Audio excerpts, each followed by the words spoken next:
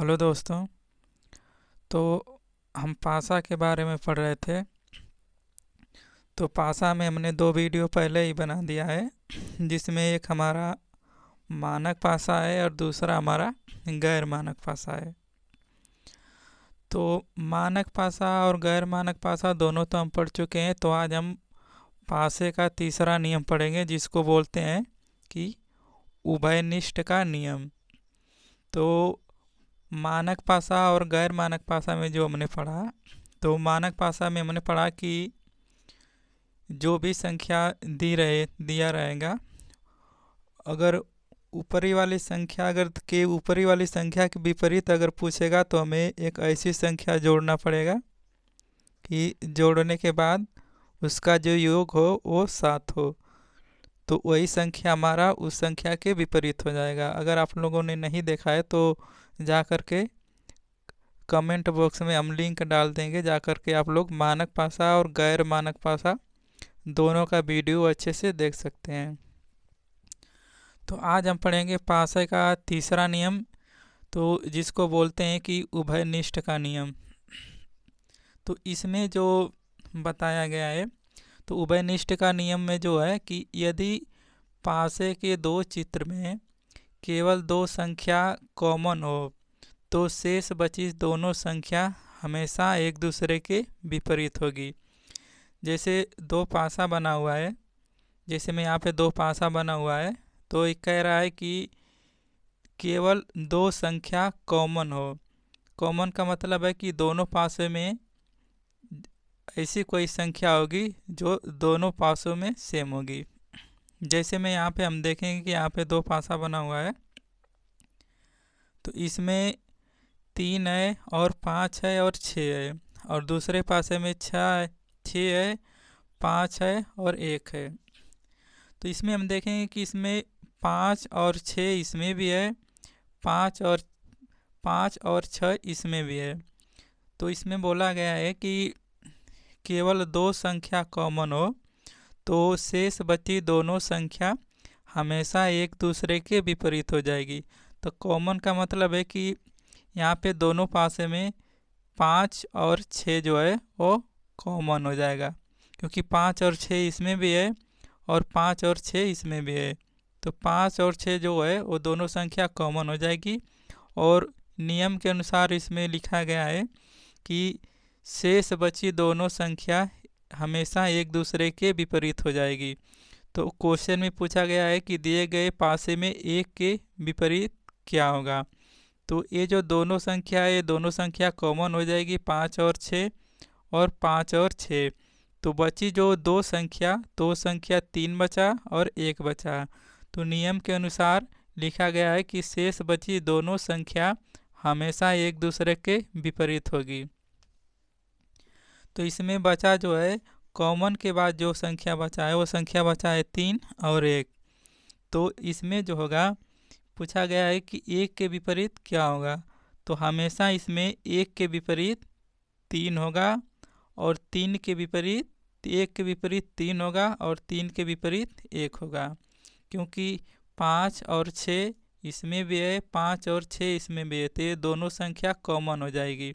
तो कॉमन हो जाएगी तो इसमें दोनों पासे में जो बचा वो इसमें 3 बचा और 1 बचा। तो इसमें दोनों संख्या कॉमन हो जाने के बाद शेष बची संख्या एक दूसरे के विपरीत होती है। तो इसमें 3 के विपरीत 1 हो जाएगा और 1 के विपरीत 3 हो जाएगा। तो इसमें पूछा गया है कि 1 के विपरीत कौन सी संख्या होगी। तो 1 के विपरीत हमेशा 3 होगा और 3 के विपरीत 1 होगा। तो ये दोनों संख्या एक दूसरे के विपरीत हो जाएगी, जो संख्या कॉमन नहीं रहेगी। उसी तरह हम दूसरे में देखेंगे। तो दूसरे में दो पासे बने हुए हैं, तो दोनों पासे में अलग अलग शब्द लिखे हुए हैं। तो इसमें जो लिखा है, इसमें ए है, सी है और एफ है। इसमें एफ है, बी है और ए है। तो हम देखेंगे कि ऐसी दो संख्या इसमें कॉमन है या नहीं है।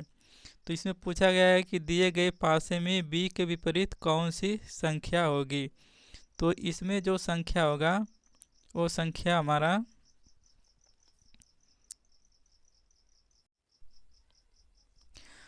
तो इन दोनों पासे में जो संख्या कॉमन होगी, कॉमन संख्या के बाद जो संख्या बचेगी वही संख्या एक दूसरे के विपरीत हो जाएगी। तो इस पासे में हम देखेंगे कि ए और एफ जो है इसमें भी है और ए और एफ इसमें भी है। तो हम देखेंगे कि ए और एफ दोनों पासे में दिया गया है। उसके अलावा जो संख्या हमारा बचा, इसमें सी बच गया और इसमें बी बच गया। तो इसमें पूछा गया है कि बी के विपरीत कौन सी संख्या होगी। तो कॉमन के बाद जो संख्या बच जाती है वही संख्या एक दूसरे के विपरीत होती है। तो यहाँ पे पूछा है कि बी के विपरीत कौन सी संख्या होगी। तो बी के विपरीत जो संख्या होगी वो संख्या सी हो जाएगी। और अगर पूछा जाए कि सी के विपरीत कौन सी संख्या हो जाएगी, तो सी के विपरीत जो संख्या होगी वो संख्या बी होगी, क्योंकि ये दोनों संख्या तो कॉमन हो गया, ए और एफ कॉमन इसमें भी हो गया और ए और एफ इसमें भी कॉमन हो गया। तो दोनों में बचा सी और बी, इसमें सी बच गया और इसमें बी बच गया दोनों संख्या कॉमन होने के बाद। तो जो संख्या बच जाती है वही संख्या एक दूसरे के विपरीत होती है। तो अगर पूछा जाए कि बी के विपरीत कौन सी संख्या होगी, तो बी के विपरीत सी वाली संख्या हो जाएगी।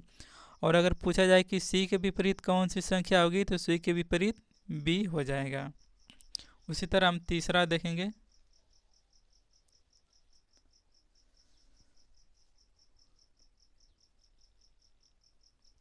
तो तीसरे में सेम उसी तरह से क्वेश्चन है कि इसमें दो पासे बने हुए हैं और दोनों पासे का नियम अलग अलग है।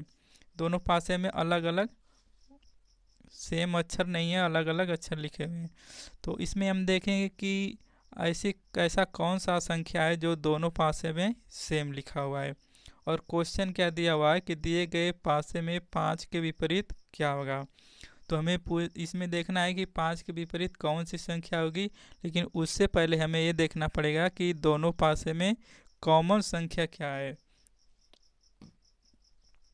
तो अगर कॉमन संख्या अगर हम इसमें देखेंगे तो इसमें 4 और 2 इसमें भी है, 4 और 2 इसमें भी है। तो 4 और 2 तो कॉमन हो गया, बचा इसमें 5 बच गया और इसमें 3 बच गया। तो पूछा है कि 5 के विपरीत कौन सी संख्या होगी। तो 5 के विपरीत जो संख्या होगी वो संख्या 3 हो जाएगी। अगर यही पूछा जाए कि 3 के विपरीत क्या होगा, तो 3 के विपरीत 5 हो जाएगा, क्योंकि ये दोनों संख्या बची हुई संख्या है। बाकी 4 और 2 इसमें भी है, 4 और 2 इसमें भी है, तो ये दोनों कॉमन संख्या हो गई। और कॉमन संख्या के बाद बची जो संख्या होती है वो संख्या एक दूसरे के विपरीत होती है। जैसे में 5 के विपरीत 3 हो जाएगा और 3 के विपरीत 5 हो जाएगा।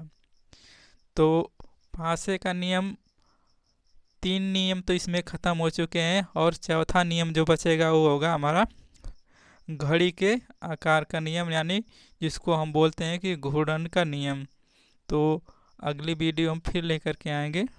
अगर इससे पहले आपने जो दो पासे जो हमने पढ़ाया है, जिसमें गैर मानक पासा और मानक पासा के बारे में हमने बताया है, अगर उसका वीडियो आप लोगों ने नहीं देखा है तो कमेंट बॉक्स में जा कर के आप लोग उस वीडियो को देख सकते हैं, या फिर इसी चैनल पर उस वीडियो को देख सकते हैं।